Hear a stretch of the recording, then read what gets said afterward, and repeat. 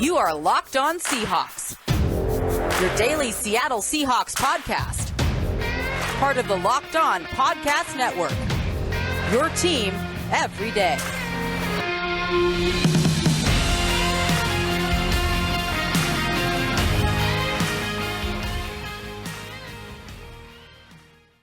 We are here with some Locked On crossover content. Corbin Smith from Locked On Seahawks, Brandon Olsen from Locked On Gators here to talk about that connection between the Seattle Seahawks and Florida Gators in the NFL Draft.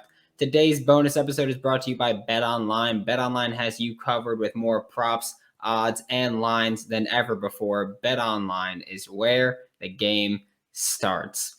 All right, Corbin. So we're talking about this connection between the Seattle Seahawks and the Florida Gators in the draft. You know, the past 2 years, you guys have selected Florida Gators, Freddie Swain, the receiver, and Swain and Forsythe, the tackle. And if you don't mind, I want to start with Freddie Swain because he's someone who, as a Gator fan and someone that covers the Gators, I did not think he was getting drafted at all. So how was that pick kind of perceived initially? And I mean, I think it's been great value to this point.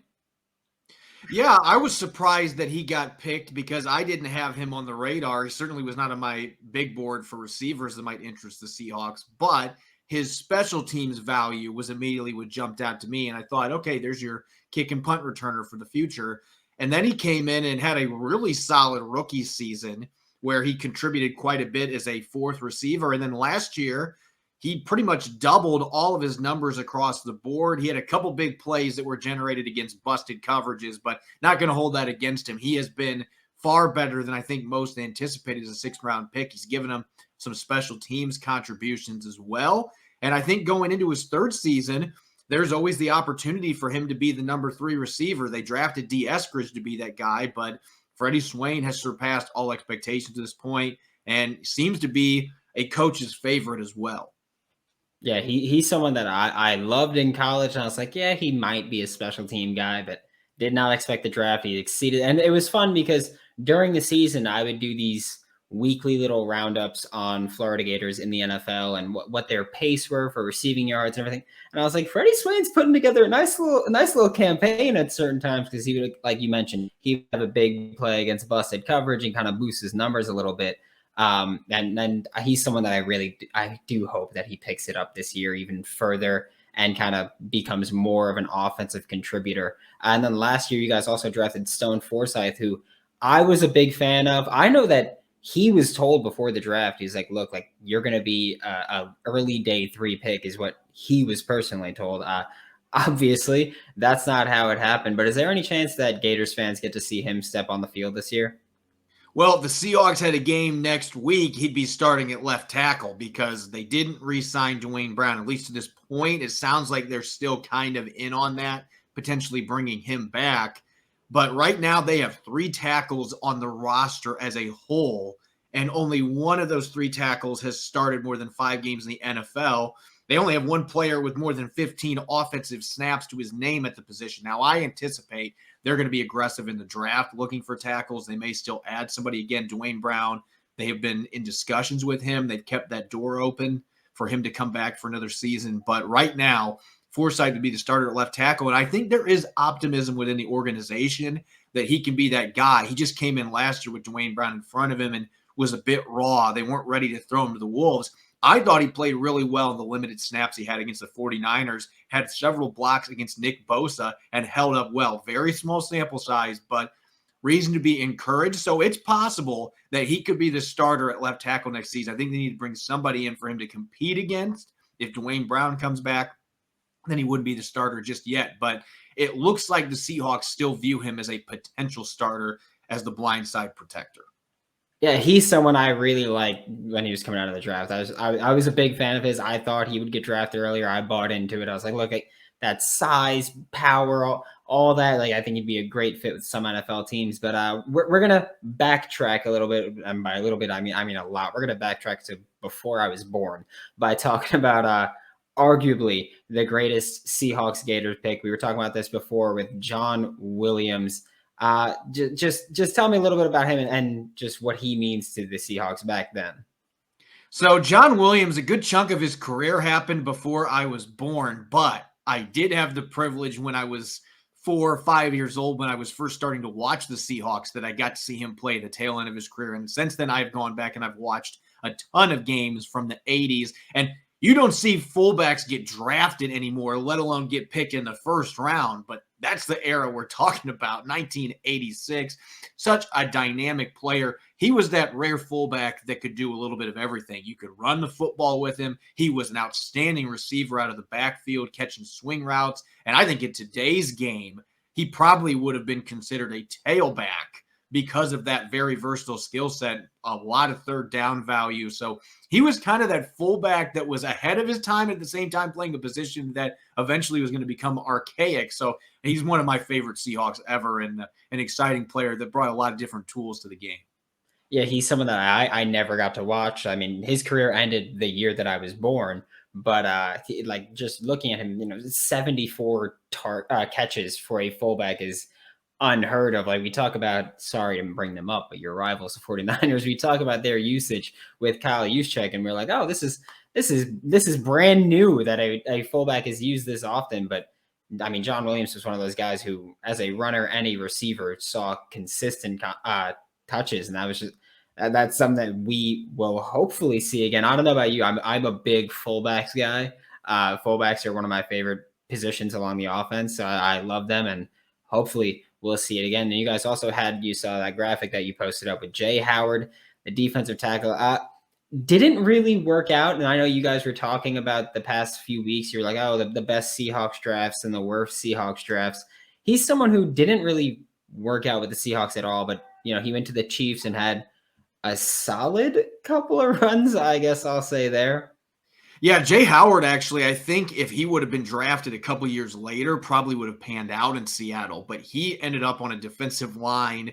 This is when they were getting ready to go to the Super Bowl. He was in Russell Wilson's draft class. They had Clinton McDonald. They had Tony McDaniel, Brandon Mebane. They were stacked in their interior defensive line. And so that was just a case where the Seahawks liked him. There just wasn't a place on the roster for him. He got cut, ended up figuring things out, had a decent career for a few years in Kansas City. I think he played for the Bears briefly before his career came to a close. But that's one of those cases where it was a player drafted in the middle rounds that had some upside, and unfortunately, they just didn't have anywhere on the roster to keep him. He wasn't going to be contained on the practice squad either. Too many other teams had interest, and that happens. Sometimes you just don't have things work out.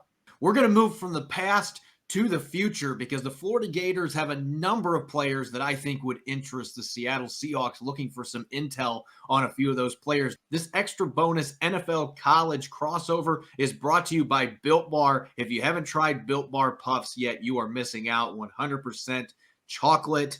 It's basically a protein-infused marshmallow, amazing flavors like banana cream pie, and they come in under 200 calories with 17 grams of protein. Regular Built Bars have amazing flavors as well, such as peanut butter brownie, my personal favorite. Make sure to check out the Built.com website and enter in the code LOCK15 for 15% off your next order. All right, let's go to the present now, Brandon. I'm Corbin Smith for Locked On Seahawks, joined by Brandon Olsen of Locked On Gators.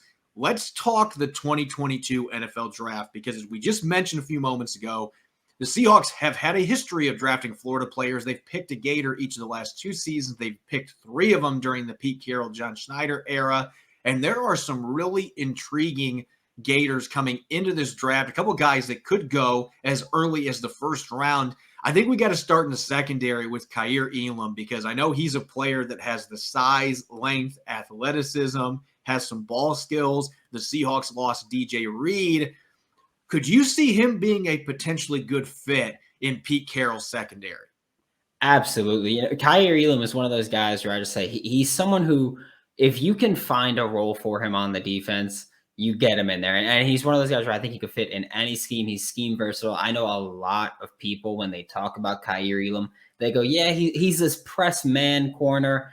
I think that's kind of dumbing it down a little bit. I think he's much more broad than that in his skill set. Even that Florida defensive staff was not great down there, but he was able to work in a lot of cover 1, cover 3. He worked match coverage, Mabel. He did so many things as the corner one that when he was healthy, he was nothing short of dominant. And I know people talk about the Alabama game because you look at PFF and you see that he got charged with some of those receiving yards and a touchdown, but you watch the play and I mean, it was a pick play that happened, and we see that happens all the time. But he's someone who I think at every level can be dominant if you just give him a little bit of time. I think he can step in and start right away, but I don't think you expect him to be your corner one off the bat. But he's, like you mentioned, he's got all the tools. He's got the size, he's got the length, he's got the speed, he's got everything you can ask for. He's got an NFL pedigree. His dad played in the NFL. Abram Elam, his cousin is Matt Elam, who was a former first-round pick with the Ravens. And Kyrie Elam is, I mean, I don't even know what happened to him. He was someone who, before the season, people were like, oh, he could be corner one. And then nothing changed between him. And they were like, I don't know anymore what he is. But he's working his way into the first round again. And I think that the biggest question with him that some people had was his long speed. He went to the combine and put up a 4.39 40. And I'm not someone that puts a ton of stock in those, but if you have a long speed question and he runs a 4.39, I think he answers that question. And in the backfield, this is the player that I know from a personal standpoint has had a lot of communication with the Seahawks, because I talked to Damien Pierce at the combine, and he made it clear that Seattle and him have discussed some things multiple times. They've had multiple meetings. And you look at the body of work, never was the feature guy in Florida, which watching the film, I'm just mind blown why that was never the case. Because to me, he's one of the most impressive backs in this class. And from a Seahawks standpoint, they like those short, stocky, powerful, between the tackle runners that are looking to destroy defenders' face masks. And that is exactly what Damien Pierce brings to the table. I can't think of a back in this draft, actually, that I think fits what Seattle's mold at running back is more than what Damien Pierce does. Yeah, Damien Pierce, you just said that you don't know why he didn't get more time. And I'll let you in as a secret. As a Gators fan and Gators reporter, I also don't know why he didn't get more time in the backfield, why he was never the featured back. He's someone who, for much of his college career, didn't have a game with 8 carries or more in a game. It was just ridiculous. But he's someone who I try to liken him not to Marshawn Lynch, but that Marshawn Lynch video where they ask him about his running style, and he's just like, you run through a dude's face, you run through a dude's face, you run through a dude's face. And eventually they realize they don't want to have you run through their face anymore. And that's Damien Pierce. And he's got way more, not wiggle, but he's got ability as a receiver where he can get out there in the backfield, kind of shake a linebacker here and there. And he's just, I think, the best pass protecting running back in the draft. And that's one of the reasons that I really love him, because if you're a running back, I don't need you to pass protect, but if you can, I love you. And that's a Damien Pierce. He's someone who you watch on Saturdays and he's not getting enough touches, and you're just like, he's going to be an NFL running back without a doubt in my mind. And I would look at this as a positive if you're a team like the Seahawks that's looking for a feature back that can be the workhorse, because he doesn't have the wear and tear on his legs that a lot of the other top running backs coming in this class do. But I've just been blown away by the film, and being a former running back coach myself, again, I'm just scratching my bald head like, why is this guy not getting 20 touches a game with his talents and his skills? And you mentioned the pass protection. That's another thing that jumped out to me as well. Looking at a few other players that could make sense for the Seahawks from the University of Florida, defensive tackle Zachary Carter, and I would list him kind of as that hybrid defender. He's a player that had 7.5 sacks last season. Seattle's moving to more of a 3-4. So I would think a player like him that's around 285 pounds that is played base defensive end, can reduce inside to play 3-tech. I would think that the direction Seattle's going right now, that might be a player that's on their radar late on day 2, going into early day 3. Yeah, I think with Zachary Carter, a lot of the questions just come around, where do you play him? Because the NFL is still at that point where there are guys that if you don't have a set determined position, it could hurt you a little bit. And he's someone who is very scheme versatile. You know, you mentioned he could play inside, he could play outside, he can do whatever you need from him. And I think that's big, because I just think that he's someone who, again, like Kyrie and like Damien Pierce, the coaching wasn't good at Florida. Dan Mullen, as much as I love him, did not do a good job, especially with Todd Grantham as a defensive coordinator, just did not do a good job of getting his guys in the positions that he needed to succeed. And Zachary Carter, he's someone who You look at the power, you look at the bull rush, the pass rush plan. He's not this one trick pony, but he can get things done. And I think that it's important to have someone who, when you want to go small, he can move into D tackle, but still hold his own as a run stopper. And he can go at the end and he can still make things happen as a pass rusher. He's so scheme versatile. I don't think he'll get drafted very high, but I do think that he's going to outplay his draft position. Let's look at the rest of Florida's incoming draft prospects, because usually the Gators have a number of guys that are picked, and there are several other players that are listed in the top 250 when you look at places like Draft Network and the Pro Football Network Mock Simulator. A number of these places have 5, 6, 7 Gators that are in that top 250. Who would be one other player that's maybe going under the radar that you could see being a good fit for a rebuilding Seahawks squad?